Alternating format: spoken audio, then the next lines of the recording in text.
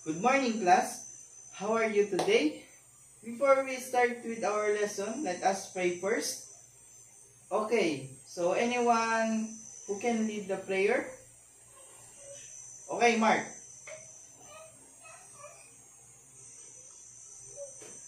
Now, anyone who is absent for today? Okay, good. Perfect attendance. Okay, so class, please be seated and quiet. All eyes on the board and listen carefully. Now, that we are done with our lesson yesterday, let us now discuss about tempo. But first, I will present to you our objectives. Here are the objectives. At the end of the lesson, the student should be able to identify whether the song has a fast or slow tempo.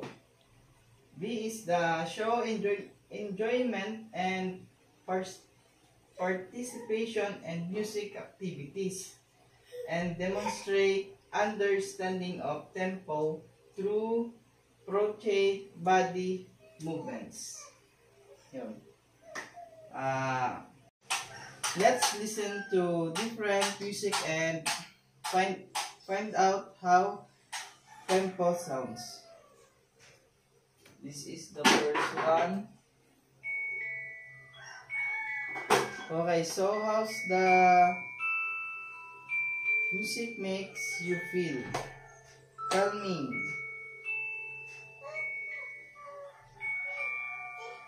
Okay, class move slowly. This music is slow.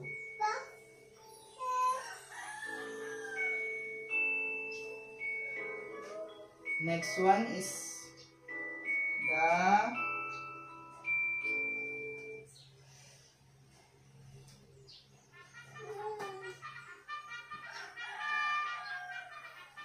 moderate tempo. Is this music too fast or too slow? Class your hands. Class and meet gently. Remember, class, this is moderate, not too fast, not too slow.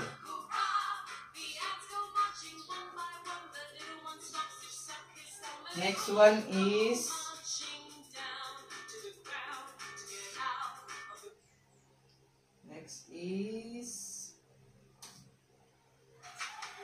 fast tempo. Do you want to move faster with this song? Okay. Class, march as hop in the place. So this music has a fast tempo just like a rabbit.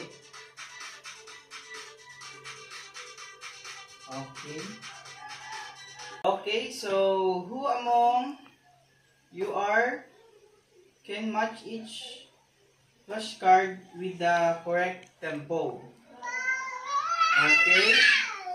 First is turtle. Second is person walking.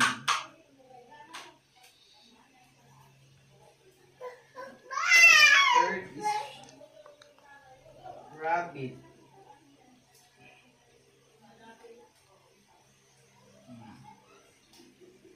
Okay, so can you match what tempo is the turtle? Okay. Turtle is slow. Next, John. What tempo is the person walking? Yes, correct. Moderate. Moderate.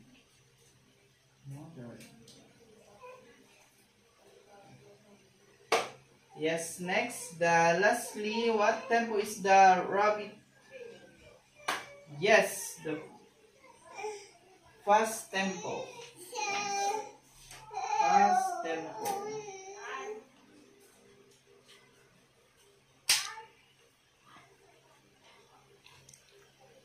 Now, let us move on to the unlocking of difficulties. Now, let us move on to the unlocking of difficulties. Okay. The unlocking of difficulties is, number 1 is OPMET, the speed at which a piece is played. What do you think is the answer? Okay, the answer is tempo. Number 2 is TBB IAR, plant-eating animal with long ears, long hind legs, and a short tail. What do you think is the answer? Okay, the answer is rabbit. Rabbit.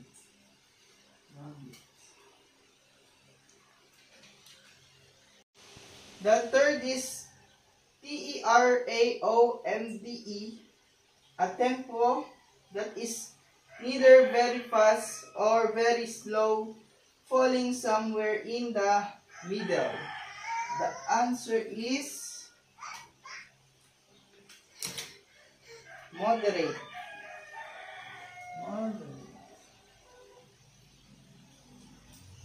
The fourth one is CARDSHSLAF, card containing a small amount of information held up for students to see as an aid to learn. The answer is flashcard. Flashcard.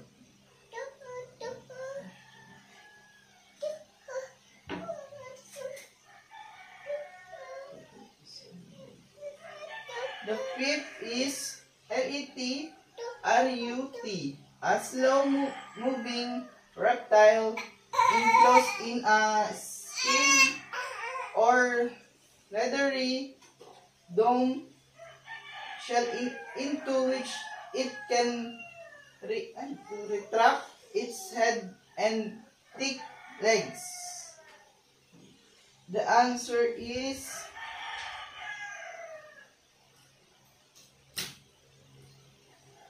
turtle. Okay. Let us move on to our lesson. What is tempo? Tempo means how fast or how slow the music is played. Tempo is the speed of music. Tempo is how quickly or slowly we hear the beat. Tempo helps us feel the music mood, and tempo tells us how to move with the music. Okay, tempo is like traffic speed in music. Okay. Do you know the kinds of characteristic of tempo? No. Okay, let's discuss it. Kinds of tempo. Number 1 is slow. The music moves slowly like a turtle walking or a lullaby. It sounds calm and peaceful. Example, lullaby songs. Number 2 is moderate tempo. The music is not too fast, not too slow, like walking a regular place. It sounds steady and balanced. Example, simple children's songs. Number 3 is fast tempo. The music moves quickly like a rabbit hopping or marching. It sounds lovely and fun. Example, marching or dancing music. Characteristic of tempo. Number 1 is tempo is the speed of music. It tells us if the music is fast or slow. Number 2 is tempo can change. Someone song starts slow and get faster. Another start fast and gets slower. Number 3 is tempo gives music its mood or feeling. Fast tempo feels happy, exciting, or playful. Slow tempo feels calm, sad, or relaxing. Number 4 naman is tempo help us move with the beat. We can march, clap, sway, or dance based on the speed of the music. Number 5 is tempo is steady. A good tempo keeps the beat even like a clock ticking. Now if you understand what we have discussed, I will ask you some questions. Okay? First, what is tempo? Correct. Tempo tells us how fast or slow music is. Next, can you name the 3 kinds of tempo? Yes, right. The 3 kinds of tempo is slow, moderate, and fast. Third, what animal help us remember fast music? Yes, rabbit. How about moderate? Correct. Moderate music is like walking, and what about slow? Slow music. Correct. Turtle. I will show you some pictures and you will guess what kind of tempo is it. The first picture show a child sleeping, means it is a slow tempo. The second picture that I will show you, a child walking, what is tempo is it? Correct, moderate tempo. The third picture that I will show you, lastly, this picture show a child running. What tempo is it? Right, fast tempo. Okay, I will play 3 short music and you will identify whether it is slow, moderate, or fast by showing how this music feels with your body. If it is slow, sway your arm.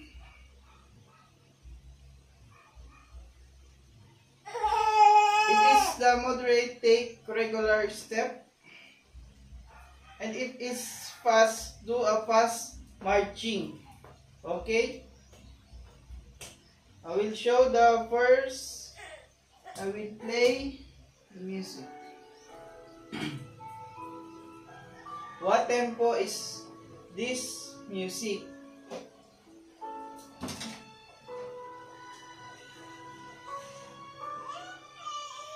Okay, it's a slow tempo.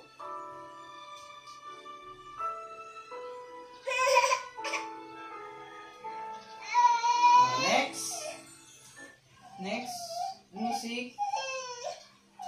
What tempo is this?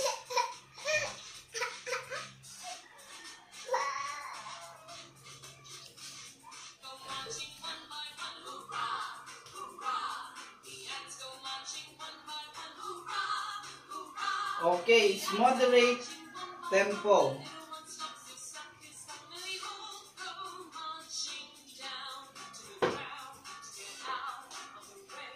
Moderate, regular step like this.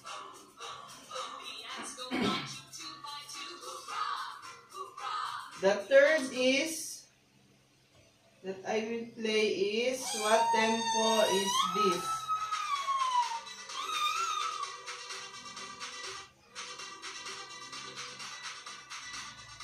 Yes, it's a fast tempo. So you will march. Fast marching.